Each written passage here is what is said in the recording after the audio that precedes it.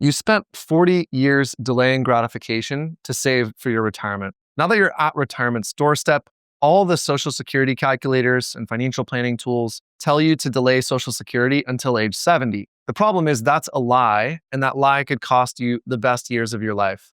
And in the next 6 minutes, I'm going to prove it to you.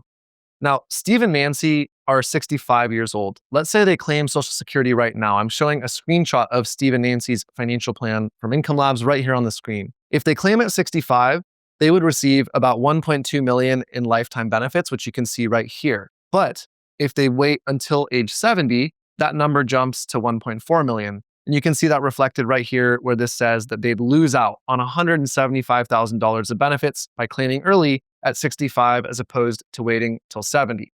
The thing is, every calculator shows the same output and says that you should wait in order to maximize your Social Security benefit. But here's the real Social Security lie that retirees believe, that more money later is better than more life now. That extra $175,000 the financial plan here is telling us doesn't actually make your retirement better, because that money doesn't arrive when you can actually make the most valuable use of it.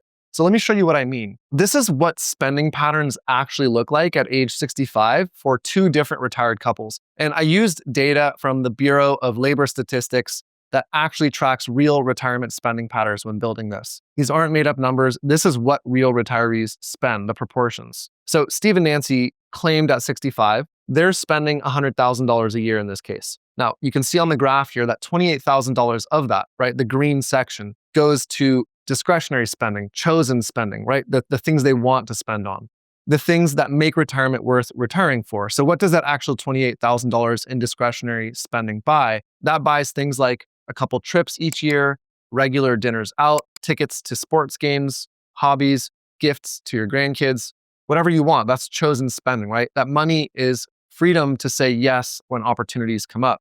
And this second scenario here on the right shows Steve and Nancy if they were to claim Social Security at 70 and defer. Now, in that case, they end up being cautious with their portfolio because they don't have a guaranteed income source in the form of Social Security to rely on. So they spend less total money, and they end up only having $14,000 to spend on discretionary things, right? So that's half as much as in the scenario where they claim at 65. In real terms, this means that Steve and Nancy end up putting off the trip to Europe. Maybe they take one small vacation a year instead of 3. They end up telling themselves over and over again things like, maybe next year I'll take that experience or take that trip, right? To things that they actually want to do right now. And over those 5 years, from 65 to 70, Steve and Nancy would have $70,000 less in experiences because they defer claiming till 70, right? That's $70,000 worth of memories and gifts that they end up deferring. Now, some of you watching are probably thinking, but couldn't Steve and Nancy just spend some more money from their portfolio during those 5 years while they wait instead of just spending less? And the answer is yes, they could. But in my many years of financial planning, I actually haven't met a retiree who feels entirely comfortable with doing that. And so here's why this all matters, right? You spent 40 years delaying gratification, skipping vacations to max out your 401k, driving the older car as long as you could before replacing it, waiting for retirement to finally enjoy freedom in your life. Now you're 65, like Steve and Nancy, and you're healthy and ready to do things. And all the financial planning tools and all the experts are telling you, just wait 5 more years to claim. That'll be longevity insurance, right? It'll make sure you have a larger base of funds when you're older and longer into your retirement.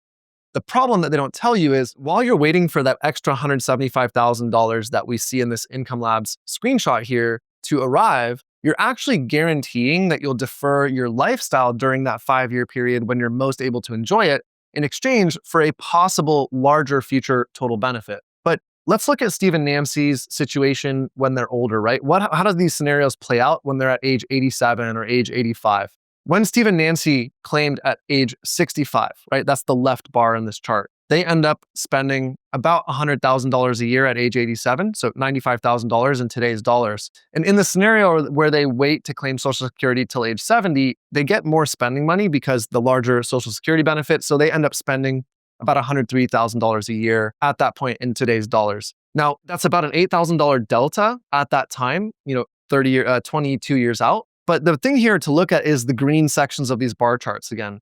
In the first scenario on the left, where they had claimed early, they have $7,000 a year in discretionary spending, right? And in the second scenario, they have $8,000 in discretionary spending. But the difference is only a meager $1,000 a year. And in neither scenario are they actually traveling anymore at age 87, right?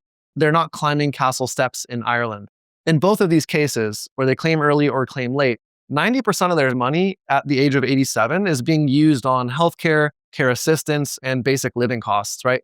So that extra $175,000 that, again, we saw here from this Income Labs, the financial plan, that they earn by waiting to claim at age 70, it's not actually buying experiences. It's just buying survival, right? It's the difference between buying things that you choose to buy, which are when you're early in retirement, it's choices for things like travel and experiences versus buying things that you need to buy at the end of your life, which is medical care and healthcare. So here's what I've observed in many years of working with retirees. The people who claim earlier and spend on experiences in their 60s, they end up having fewer regrets. They traveled, they did the things they wanted to do, they built the memories that they wanted to while they could still do them. The people who end up delaying claiming to, let's say, age 70 in order to purely financially maximize benefits, many of them find themselves asking the same question at 75, which is, why did I wait? I could have used that money or spent that money earlier and, received those experiences and benefits. Because here's the brutal truth. Your money's purchasing power for happiness decays faster than inflation, right? At 65, a dollar you spend gets to be spent on things you choose to buy, right? It's freedom to choose. It can buy a trip to Italy with your spouse. It can buy the ability to fly across the country to see your grandkids on their birthday. At age 85, that same dollar buys medication, it buys home health aid. Again, it buys survival, the things that you need to buy.